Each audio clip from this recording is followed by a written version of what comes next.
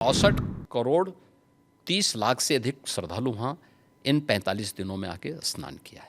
जिसकी जैसी आस्था है, जैसी दृष्टि वैसी सृष्टि। कोई ज़बरदस्ती थोड़ा है, हमने थोड़ा बोला कि आप आइए। वेस्ट बंगाल की गवर्नमेंट ने, चाहे वह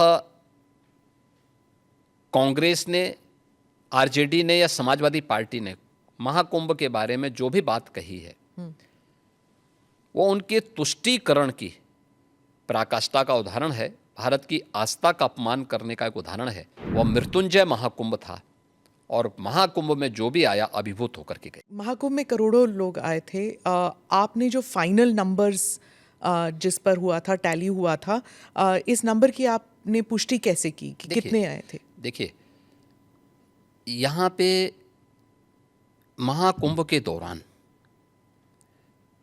एक हम लोगों ने सीसीटीवी कैमरे लगाए थे। हम लोगों ने एआई टूल के माध्यम से हेड काउंटिंग की व्यवस्था की थी और ये भी उसमें हम लोगों ने व्यवस्था की थी कि एक व्यक्ति का चेहरा दूसरी बार काउंट न हो। 24 आवर्स में कोई व्यक्ति हो सकता है 2 बार 3 बार, क्योंकि बहुत सारे लोग जो आए थे, बहुत सारे लोग ऐसे 2-2 3-3 बार 24 घंटे में स्नान कर रहे थे, लेकिन काउंट एक बार हो। फेस रिकॉग्निशन की व्यवस्था भी उसमें की गई थी, हेड काउंट करने की व्यवस्था की गई थी और उसको काउंटिंग करके फिर हर 24 घंटे के बाद हम उसके रिजल्ट को सामने, हर दूसरे घंटे में वो रिजल्ट सामने आता था। टोटल फिर 24 घंटे में करके वो फाइनल उसका वो बनता था, डाटा तैयार होता था। और बाकायदा उसके लिए हम लोगों ने एक वहाँ पे एक इंटीग्रेटेड सेंटर तैयार किया था जहाँ के माध्यम से इन सभी चीज़ों की मॉनिटरिंग होती थी। तो ये सभी काउंट उसी के माध्यम से हम लोग वहाँ कर रहे हैं। तो कितने नंबर हुए फाइनली? 64 करोड़ 30 लाख से अधिक श्रद्धालु वहाँ इन 45 दिनों में आके स्नान किया है। और ये इंटरनेशनली भी बहुत बड़ी न्यूज़ स्टोरी बन गई थी, क्योंकि यूरोप अगर पूरा मिला दिया जाए फिर भी इतने लोग नहीं हैं जितने कुंभ के लिए आए थे। कुंभ के बारे में और कुंभ की विराट स्वरूप के बारे में वही बोल सकता जो कुंभ में गया होगा। जी जी। बाकी लोगों के लिए यह अविश्वसनीय लगेगा। जैसे महाभारत युद्ध के दौरान भगवान को अपना विराट स्वरूप दिखाया भगवान ने, तो उस विराट स्वरूप को 3 ही लोग देख पाए थे। अर्जुन देख पाए थे, संजय देख पाए थे और भगवान वेदव्यास देख पाए थे।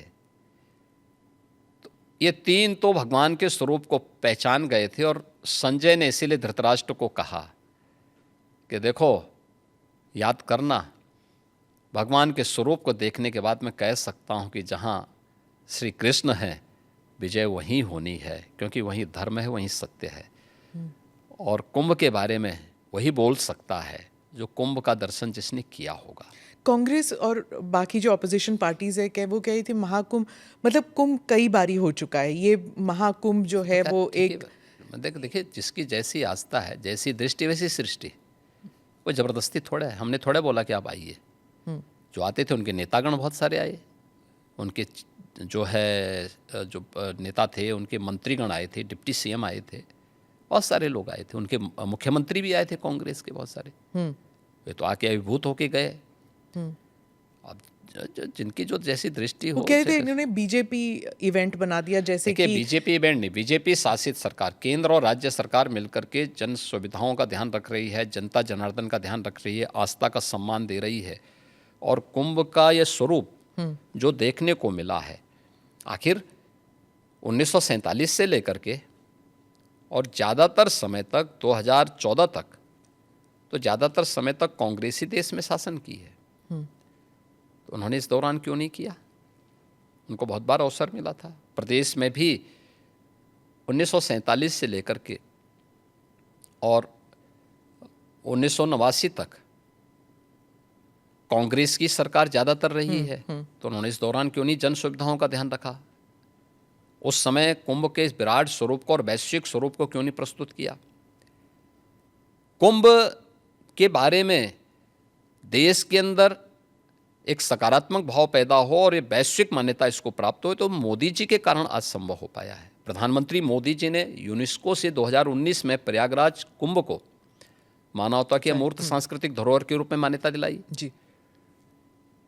दुनिया के सभी मिशन को प्रयागराज में आमंत्रित करने की कार्रवाई को आगे बढ़ाया।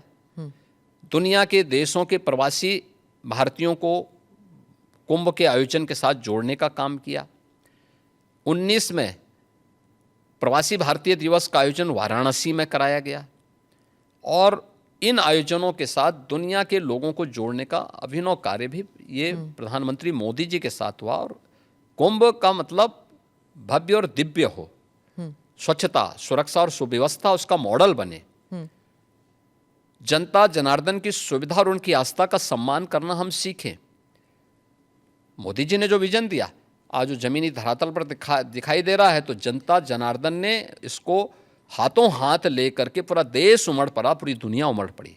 जो हादसा हुआ था महाकुंभ के दौरान, कुछ लोगों की मृत्यु भी हुई थी, आपने जांच बिठाई थी, उसके बारे में कुछ अपडेट बताएंगे? देखिए, वह एक जुडिशल कमीशन है और उसमें माननीय उच्च न्यायालय ने भी और सुप्रीम कोर्ट ने भी जो उसके बारे में डायरेक्शन दिए थे उसके अनुसार वो अपना काम कर रहा है। हमने 1 महीने का समय दिया था, माननीय उच्च न्यायालय ने कहा कि नहीं, 1 महीने नहीं, इसको कुछ और समय दे करके उसका विस्तार देकर कुछ उन्होंने नए चीज़ें उसके साथ जोड़ी है, तो उसके अनुसार वो कार्य कर रहा है। और उन सभी तथ्यों को लेकर के जो राज्य सरकार ने उसके लिए तय किए थे और माननीय न्यायालय ने जो उसके बारे में उसका थोड़ा विस्तार दिया है, इसको लेकर के वो अपना कार्य कर रहे हैं। उसमें सभी पक्षों से वो बातचीत भी कर रहे हैं, बयान ले रहे हैं, साक्ष्य कलेक्ट कर रहे हैं और फिर उसके बाद जो भी फाइंडिंग आएगी तो उसकी रिपोर्ट वे लोग देंगे, तो फिर इस पर हम लोग आगे कार्रवाई करेंगे। ममता बनर्जी ने कहा कि प्रबंध सही नहीं थे, उन्होंने मृत्यु कुंभ कहा, इसके बारे में? मैंने कहा ना, जिसकी जैसी दृष्टि होगी है। मैं कहता हूँ बंगाल के प्रतिदिन 13 जनवरी से लेकर के और 26 फरवरी तक 50,000 से 1 लाख श्रद्धालु पर डे वहाँ से आता था प्रयागराज में। और वो स्वाभाविक रूप से इस भीड़ को देख करके वेस्ट बंगाल की सरकार स्वयं घबरा गई, क्योंकि उनके रेलवे स्टेशन, उनके एयरपोर्ट पर हर कोई प्रयागराज आने के लिए उतावला था। लेकिन चाहे वह वेस्ट बंगाल की गवर्नमेंट ने, चाहे वह कांग्रेस ने, आरजेडी ने या समाजवादी पार्टी ने महाकुंभ के बारे में जो भी बात कही है वो उनके तुष्टीकरण की पराकाष्ठा का उदाहरण है, भारत की आस्था का अपमान करने का एक उदाहरण है। लेकिन महाकुंभ ने साबित किया है कि नहीं, वह मृत्युंजय महाकुंभ था और महाकुंभ में जो भी आया अभिभूत होकर के गया। मृत्युंजय महाकुंभ। मृत्युंजय महाकुंभ।